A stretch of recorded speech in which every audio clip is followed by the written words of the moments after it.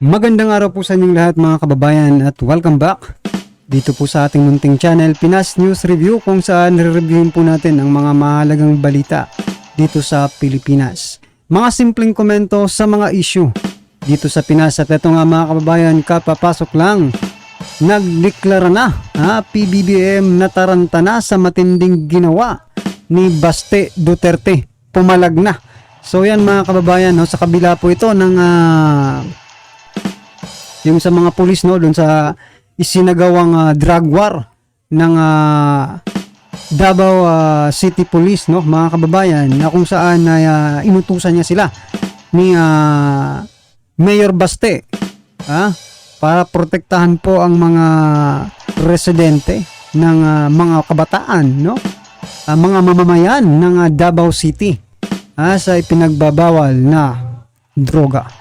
Pero sa kabila po ng kanilang pagpoprotekta, sa kabila po ng ginawa nilang drug war, sila pa po itong pinagtatanggal lahat po, Kaya eto, pakinggan po natin mga kababayan ng reaksyon, ang sagot ni Mayor Baste doon sa ginawa nilang aksyon, sa tinanggal nila ang hepe ng Davao City Police. Pero bago natin simulan yan mga kababayan, kung bago ka pa lang at di pa po nakapag-subscribe sa ating munting channel, please don't forget to subscribe at i-click na rin po ang bell notification para updated ka po sa lahat ng ina-uploads nating reaction video. At eto na nga, sama-sama at sabay-sabay po natin pakinggan, panoorin at bigyan ng komento ang video ito. Eto na po. Gustuhan po ng gobyernong ito na masiraan yung war on drugs ni Pangulong Duterte. At ito po, nagdeklara yung kanyang anak ng war on drugs sa Davao City.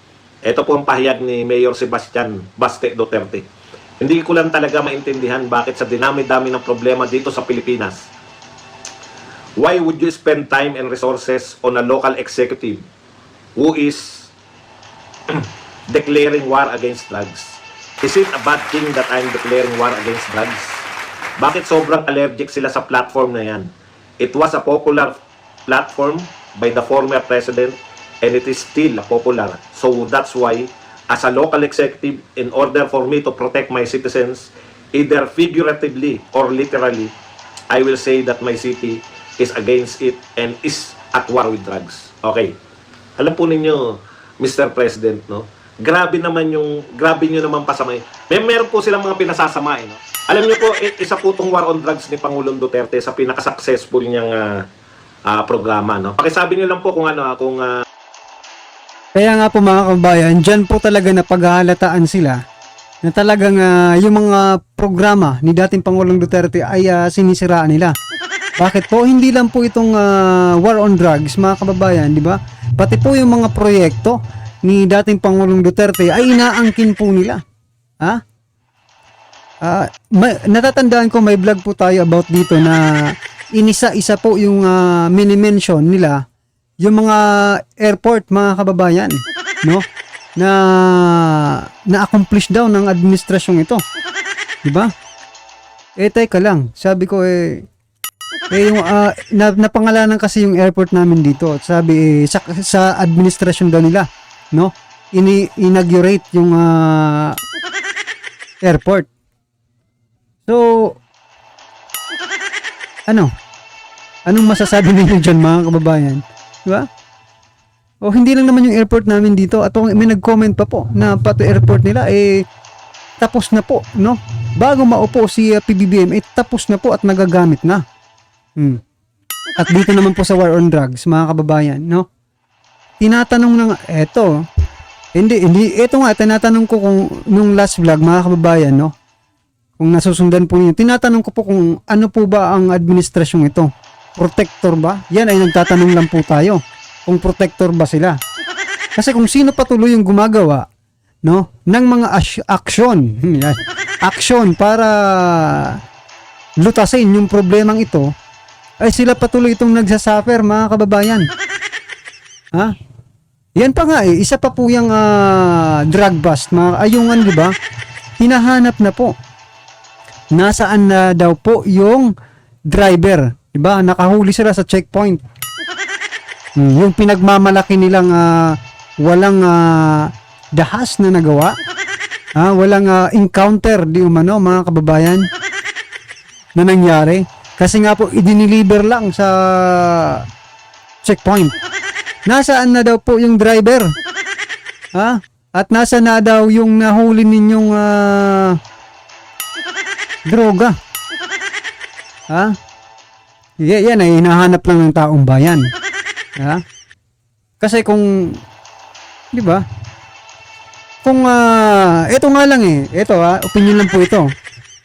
Kung yung nakahuli doon sa checkpoint na wala namang ginawa, di ba? Nagbantay lang sila doon nang dumating na yun. Mayroon silang promotion, di ba? Promote na agad-agad, no? On the spot promotion. Yan walang nangyari doon mga kababayan pero on the spot promotion yung ibinigay nila. Pero bakit dito sa Davao City mga kababayan, tinaya yung buhay nila para gampanan ang kanyang tungkulin? Instead na on the spot promotion, ay pinagtatanggal mga ka-review, mga kababayan, pinagtatanggal po sa kanilang mga posisyon. Nasaan po ang hustisya, mga kababayan, no? Hindi na maganda yung mic kasi nakikita ko na nagpupula-pula. Okay. Isa po to sa pinakamagandang programa, sabi nga ni Basti. Bakit po minamasama? Ano po ba yung masama? Illegal po ba yung pagdedeklara ng war on drugs ng isang mayor? Dito, may mga definisyon sila ng sarili. May definisyon tong administrasyon na to ng ano yung pinagbabawal kahit hindi naman bawal sa batas. Hindi naman po bawal magdeklara figuratively or actual ng war on drugs. Kailan pa po masama na lumaban yung mayor sa droga? Bakit po kinakailangan, no, na yung mga mayor na lumalaban sa droga ay gigipitin ninyo? Yun yung question natin dito sa administrasyon na to. Kailan pa po masama na magkaroon ng proyekto o magkaroon po ng programa yung isang mayor, local executive, laban sa droga? Bakit nyo minamasama? Alam nyo na pag-uugnay-ugnay tuloy ng pangkaraniwang Pilipino na kahit wala kayong involvement dyan, no? Yung matagal nang binibintang sa inyo, parang kayo na nagpapatunay. Kahit wala pong, di ba? Bakit kayo against sa war on drugs? Kailan po naging masama ang war on drugs? Yun lang. Yun lang po. Wala po kami nakikitang masama dyan In fact, dapat nga buo lahat po ng mayor. Masama po yung magiging presidents nito. Kasi pinagmalaki nila Makakapag drug kami. Hindi na war on drugs ang tawag nila. Anong tawag na nila? Makakapag anti-drug campaign kami nang hindi pumapatay ng tao. Paano po kung may nanlaban? Wala lang po pag may nanlaban. Kayaan lang natin. Alam mo yung mga pulis, marunong po yan, ganyan na pala sistema. Pagka may napatay sa war on drugs, di, anong gagawin nila? Anong gagawin po ng mga pulis? Sa tingin po ba ninyo yung mga drug lord, wala pong kakayanan na mababait po mga drug lords natin? Sa tingin po ninyo, ano sila? Yung ano tayo mababait tayo wala tayong lalabagin kundi magtitinda lang tayo ng droga. Pero yung mga iba pang krimen, wag nating gawin yan. Ganun po ba sa tingin niyo yung mga involved sa droga? Sa tingin po ninyo, meron pa bang pulis ngayon? Alam nyo, sinabi na ni Pangulong Duterte yan noon. Kaya yung mga pulis, kahit alam nila minsan, hinahayaan lang. Kasi, alam nyo kung gaano kayaman yung mga kalaban? Dinidemanda sila Nirereklamo, sabi ni Pangulong Duterte. Siya, epektibo dahil sinusuportahan niya yung mga pulis niya mula nung mayor siya hanggang naging presidente.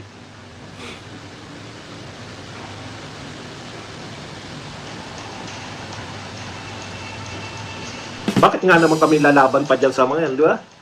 Pucha, baka matanggal pa kami sa pwesto. Isa akong anak ng Navy officer.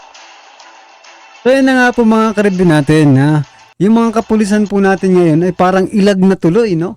Ilag na tuloy dito sa mga gumagawa ng kalokohan. Bakit natin nasasabing umiiwas sila, di ba? Talagang iiwasan nila yan. Kasi, tingnan nyo, ito, sample na po ito. Oh, kung ganito ang mangyari sa kanila, no? Dahil sa pagtatanggol nila sa sarili nila, posible silang matanggal. Without any human rights, ano yan? Walang pakialam yung human rights eh. Wala kasi tayong naririnig sa human rights ngayon. Ewan ko ba eh. Diba? Uy, human rights.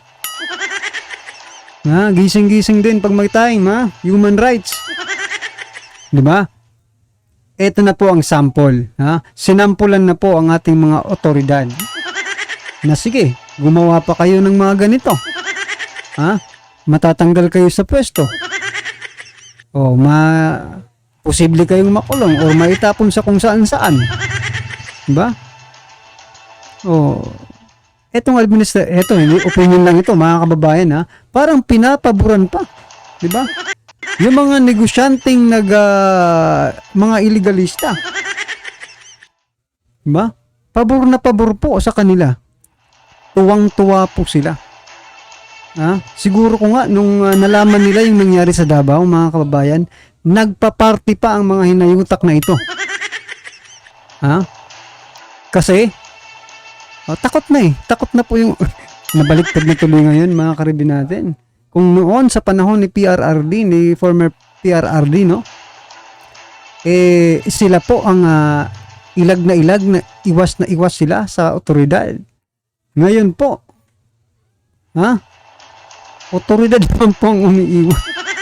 Nabaliktad na, mga kababayan, ano nang mangyayari sa susunod na henerasyon. Diba? Parang powerless na kayo. O ano pang tanggalin nyo na lang. Sabihin nyo na lang kay na, Sir, boss, tanggalin nyo na lang kami. Sayang yung papapasweldo nyo sa amin. Diba? Hindi rin naman namin magagawa ang tungkulin namin kasi may ganito na, oh. Tanggalin na lang. Ipalit na lang po yung mga Nakakaloko, mga karibin natin. Nakikita nyo po ba yung future? Ilang years pa? 4 years pa? Oh. Baka pagdating ng future mga zombie na yung sa atin. Yung mag-i-enforce ng law. Mga zombie na, mga kababayan. Well, anyway, ano man po ang inyong reaction, komento, or criticism, no? Patungkol po sa video ito, i-comment lang po sa baba para at least alam po ng ating mga kababayan ang inyong pong opinion patungkol po sa video ito, right? Kung bago ka pa lang at di pa po nakapag-subscribe sa ating munting channel, please don't forget to subscribe at click na rin po ang bell notification para updated po kayo sa lahat ng ina-uploads nating reaction video. Ayan, maraming salamat po.